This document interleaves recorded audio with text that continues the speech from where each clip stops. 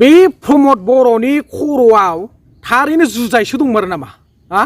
बे प्रमद बर'आ बबेयाव मा खालाममारदों हारिखौ मानो फानमारदों हा गुबुना माइ बेसर सबाय सिबिं बेसरफोरनि बिजनेस मावोबा नोंथाङा दिनै हारि फाननायनि फालांगिसो मावमारदों नामा जुदि हारि फाननायनि फालांगि मावाखैबा नोंथांनियाव एबसुआव थानाय समाव बा एबसुनि प्रेसिडेन्ट जानाय समाव बबेनिफ्राय 7 कोटि थाखा रां फैखो बबेनिफ्राय 7 कोटि थाखा रां फैखो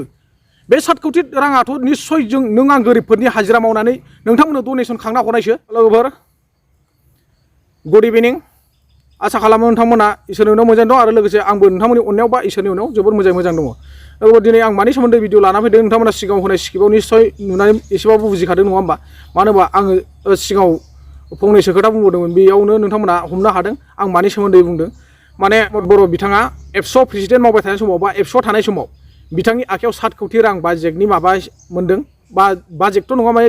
डिप'जिट जमा थानाय बे रांखौहाय मोननायनि माखासे बिथांमोना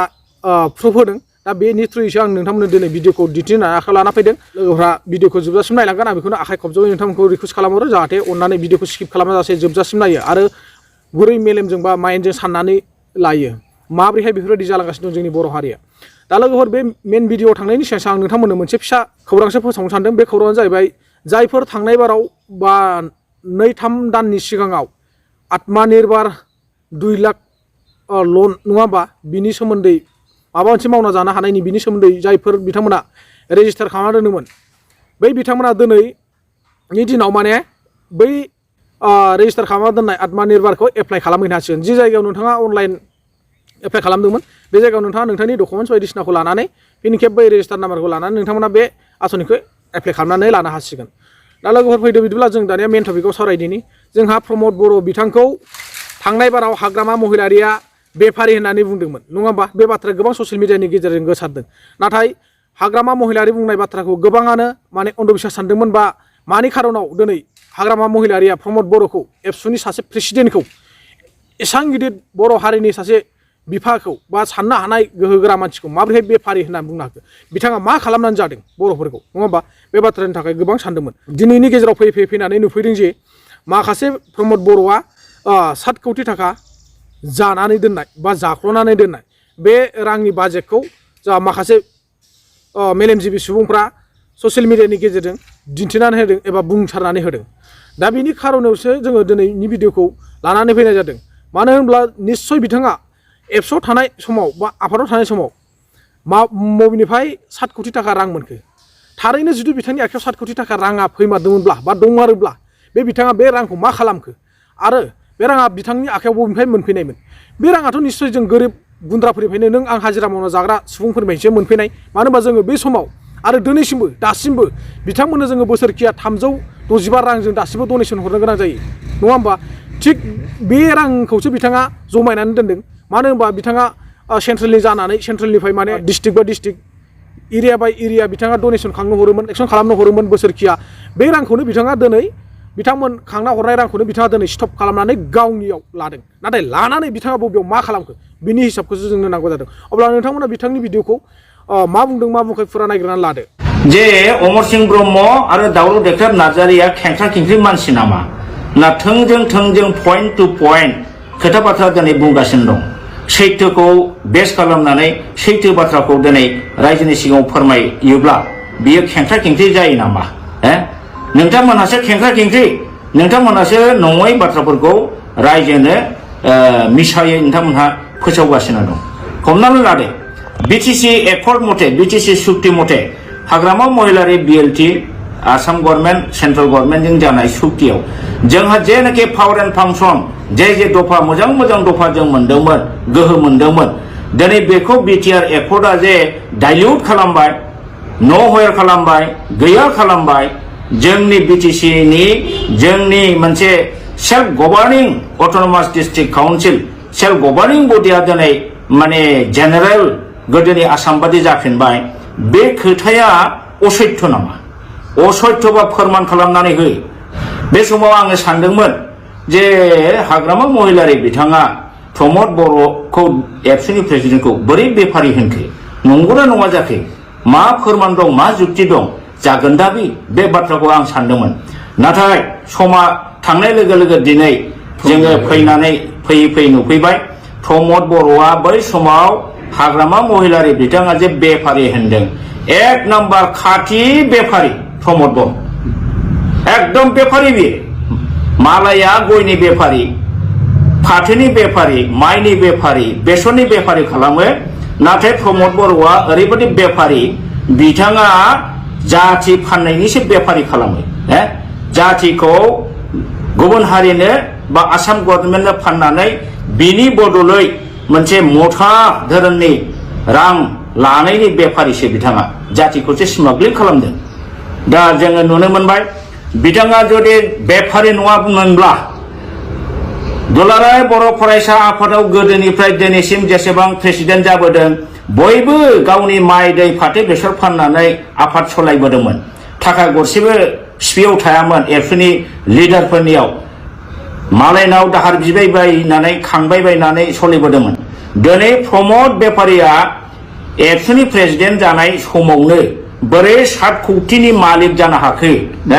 मा बेफारजों बिथाङा 7 कौटि थाखा खामाया आरो बे 7 कौटि सम्पतिनि बे शपथनामाखौ बिथाङा जेलानाखि एग्रिमेन्ट जाखांबाय एग्रिमेन्टनि उनाव जेला बिटिसि इलेक्शन जाबाय इलेक्शनाव बियो गावनि स्थावर अस्तावर सम्पतिखौ बिथाङा एफिडेभिट खालामनानै होदों नोंथांमोना बिथांमोननि बुंनाय बाथ्राखौ निश्चय खोनानानै एसेबाबो सानदों बा हमदांनो हादों नङा होमबा दा जोंहा बेखौ निश्चय साननो गोनां जानानै फैदों मानो होनबा बिथांमोननि बुंनाय बाथ्राया सैथो बै समाव बिथाङा एबसुआव प्रेसिडेन्ट जानाय समाव बा एबसुनि सासे दैदेनगिरि जानाय हिसाबाव बिथांनि आखायाव 7 कौटि राङा जों दा हमनो मोननायाव थारैनो जोंनिनो रां होननानै जों साननो गोनां मानो होनबा बे समाव जोंसो बिथांमोननो हरनांगौ उमुक दिनखालि उमुक थारिखआव दिल्लीयाव थांनांगौ बहाबा रिलि दङ बेफोरबायदि बुंनाय समाव जोङो बिथांमोननि नामाव हाजिरा मावबाय बायनानै जोङो ओंखाम बोथिसे जानो गोनांखौ दोनथ'नानैबाबो जोङो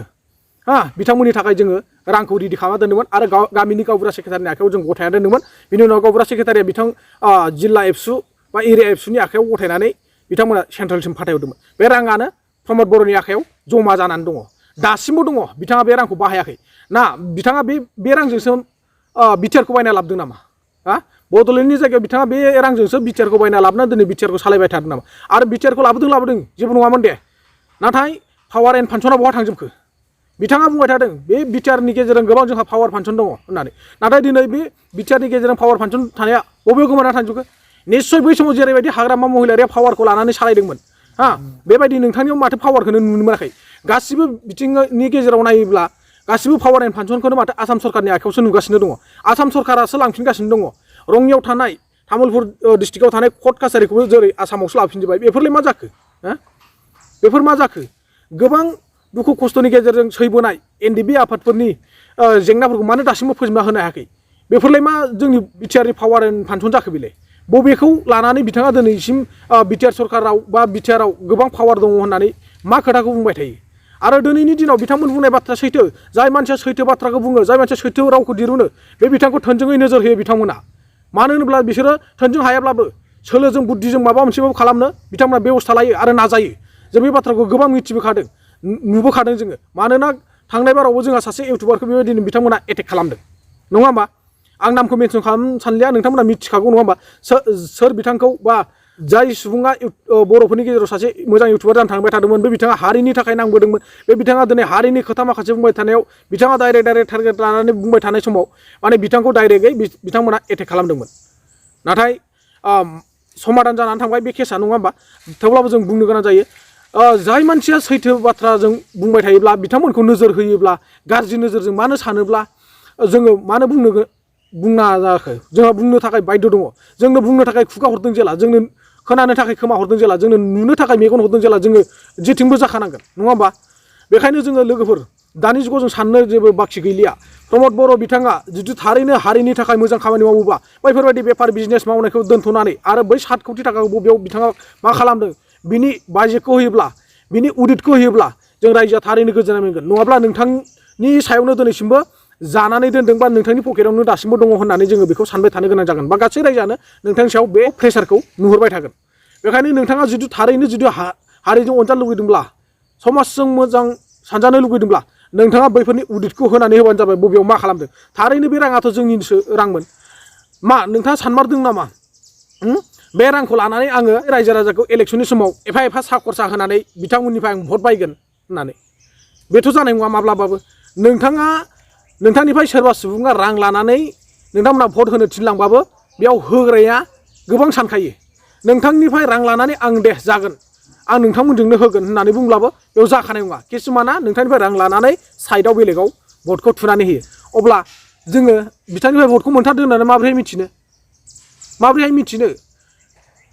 सोरबाया सरकारा दि डाइरेक्टलि नोंथाङा भट होआखै होननानैथ' बेखौ बिनि डाटा लिस्टखौथ' डाइरेक्ट देखायनानै होआ नोंथांमोना दिनैनि दिनाव जुदि बेफोरबायदि रांजों मानसि बायनो सानदोंब्ला बा भटखौ बायनो सानदोंब्ला बिनि सिमांखौ गोजानाव दोननानै नोंथांमोना हारिनि थाखाय मोजां सिमां सुजुलांनो थाखाय हारिखौ जौगाथायाव लांनो थाखाय हारिनि मोजां खामानिफोरखौ जेरै